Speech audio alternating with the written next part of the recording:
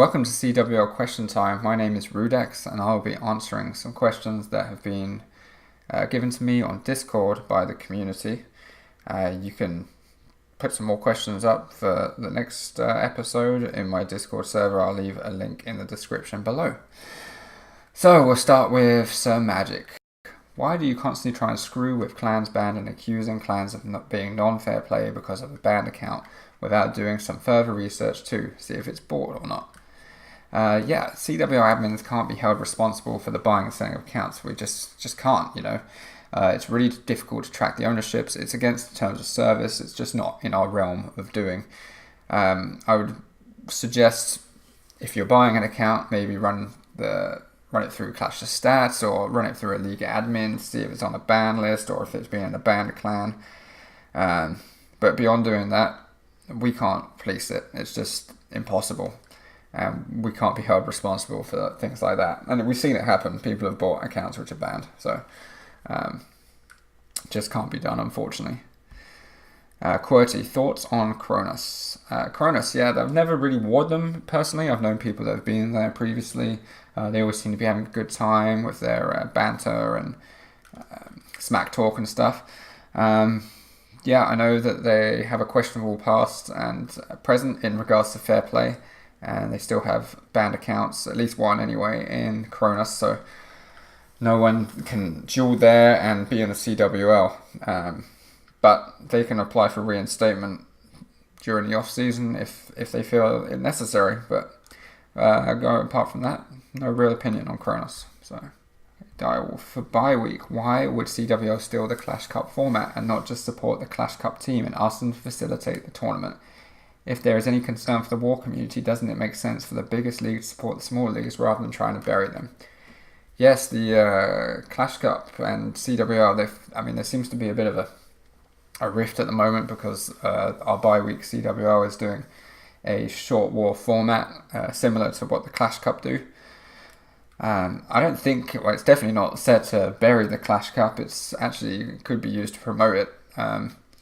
This is just a one-off event by the CWL. It's not going to be running alongside CWL League for weeks and weeks and weeks. The Clash Cup has got a long history, I think 6 or 7 months now.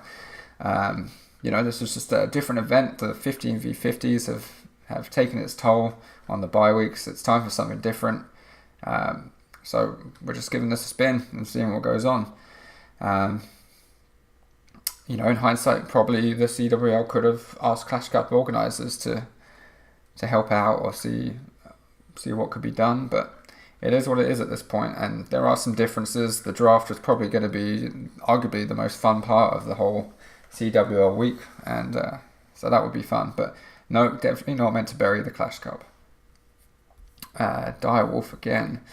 For any organisation to run smoothly, leadership must learn to accept criticism and have people with a contrasting point of view, especially if they deliver results. Adam, Lady B and Rorik get the most eyes on CWL consistently. This also leads to casual players like me to get interested in joining the league someday, which I think is needed since your players seem to retire constantly. From the outside looking in, it seems like there is a deliberate effort by the admins to keep Lady B and Adam away from the media team and selectively support people that they like. Why would you not support the most popular content creators for the league and pick people that create league content rarely or not at all? I've personally, Direwolf, I've reached out to both Adam and Lady B to try and get them involved since I've been a senior admin. They were both pretty honest and pretty honest and told me how they felt. Lady B, she said that she's pretty much done. Damage has been done and she can't come back, and so I respect that, and I'm not going to beat that dead horse. Adam, he wants to see actions more than words, which I can respect too. However, the action of me reaching out is and constantly trying to get him on board is, I need help. It takes two to tango, as I've said, and I'm out here dancing and I'm waiting. So the olive branch is there, but I can take a hint. So ball's in his court basically. If he wants to help the league and the media and come, then so be it. I'm here and we're waiting. So I'd like to see everyone back involved with the CWL. So, Ravenclaw. Why is CWL YouTube inactive? This needs to be discussed. Something needs to change. CWL was firing up on season 1, and now it's just really bad because of lack of content on the main YouTube. Yeah, completely agree there, Ravenclaw. It's a massive issue. King of the North, he is stepping aside. He's obviously has time restraints in his life and just can't do it anymore. And we are trying to organise people to take over. And we've got a few people who are interested, and I think it's going to be good. Like we've setting up a schedule. There's going to be a constant rotation. I think we're going to start seeing changes on the YouTube. But yeah, it has been a huge problem. It's a huge priority. It is being completely unacceptable. So, POC. Our preparations for Season 4 beginning in admin chats now. And when is the registration server for Season 4 expected to be created? Yeah, we actually just started talking about Season 4. I imagine that any kind of forms will probably come out after bye weekend, or in the bye weekend, basically, after week 11 of regular season. We want to discuss breakdowns, like what's working, what isn't working, changes for each league. So it's definitely coming up shortly. I did see you had a question about going to a non-dip, but CWL will stay as it is unless the game dictates it. If the meta changes and it's forced to do 11v11, 10v10, then yeah, so be it. But right now, CWL is about the best way to maximize stars, and that's a 10 hitting an 11 and 11 hitting a 10. So until that changes, then the CWL will remain the same. So, Jeff, has the CWL become too elite? Have they isolated themselves too much to sustain viability while the game seemingly dies? Also, at what point does the CWL admin team begin to address the future state of the CWL? Yeah, Jeff. It's a huge time restraint, CWL, like base building and attacks, and it's just crazy. You know that as much as anyone. So, it has been a concern this season with all the clans that have dropped out because of the burnout. The burnout is real. And, for me, I'm concerned about that. Like I want the league to be healthy. So, without the league being healthy, there's no league. So, for many, like people though, including myself, it's the only reason I still play the game. So, it gives a purpose to my week in and week out wars. I feel like the media has to play a part for keeping the hype going, and the popularity that will reduce the burnout too. It is very linked. So, that has to improve for the longevity of the league too. So, and this communication right here from me via YouTube or like taking questions, that's all part of it. Like I want to hear from people like yourself, suggestions, questions, so I can answer. I can talk to the admin team. Like there's a few things that in these questions that we've been talking about because it's stuff that sometimes you don't think about until someone tells you. So it's been really really eye opening already. So. It's definitely going to help the future of the league. So, Jeff with a follow-up point. When will people with the ability to make change stop being keyboard warriors and begin actually doing something? Twitter fights are great, but change doesn't happen that way. We can all agree on that. Yeah, I agree. Twitter fights are very good for maybe exposure of an issue, like bringing it into a discussion, that kind of thing. But you have to be able to walk the walk and not just talk the talk. So. And that goes for everyone. That goes for admins. That goes for players of the CWL wars. That goes for the community, for the fans. Like, some of us, have the ability to make change and make a difference instead of just talking about it. So if you want to get involved, just give me a message. We'll definitely take on some people that want to be hands-on. So, Ryan, are we ever going to be able to post pics in the lobby again? If not, why? Yeah, Ryan, we did allow pictures, I think for 10 minutes, maybe 6 weeks ago, and then something offensive popped up and it was done. It's just, can't have it. It's a public server. It's meant to be non-offensive. So, yeah.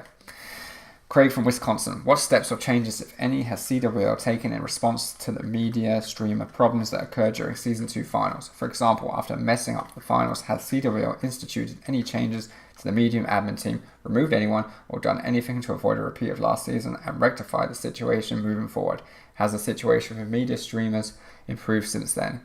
Yeah, I mean, the Season 2 finals were nothing less than shambolic.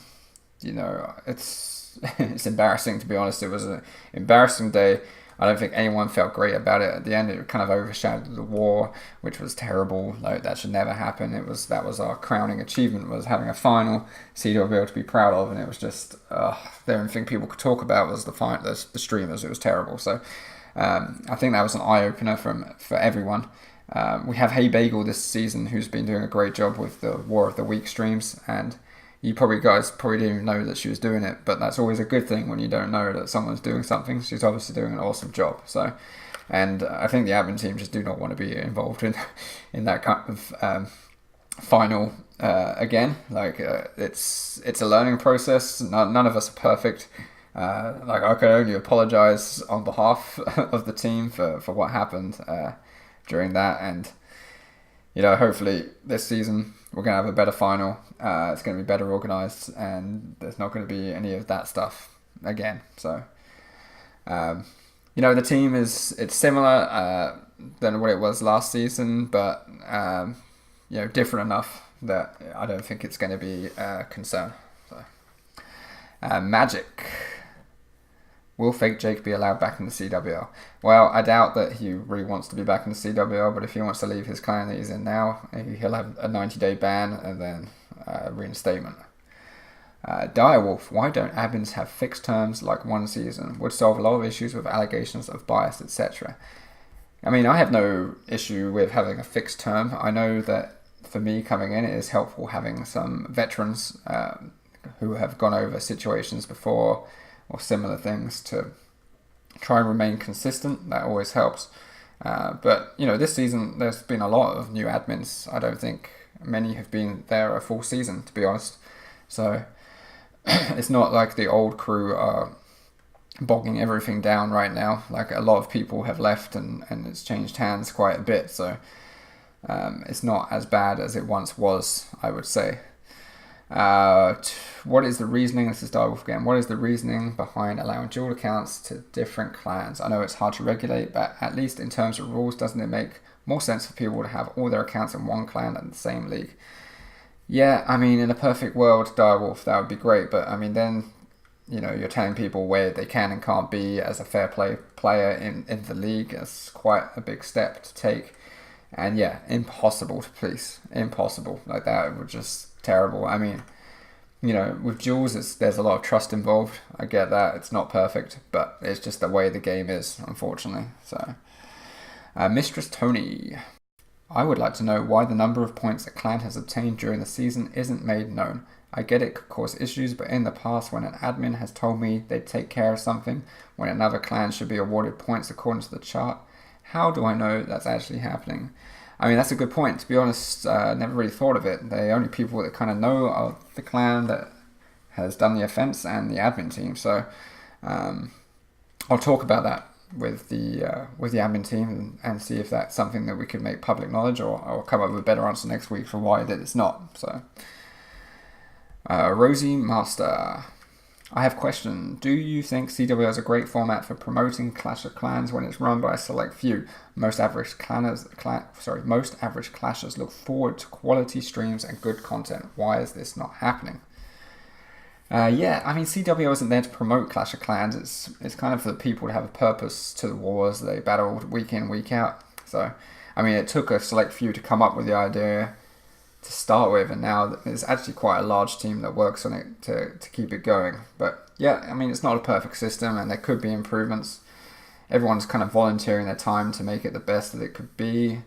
A lot of them, like myself, have full-time jobs and families, so I don't know. It's all it's all about prioritizing what is important and working on it systematically. But yes, media is definitely one of those priorities. Definitely something that we're working on an improvement on. Like, the streams have been good.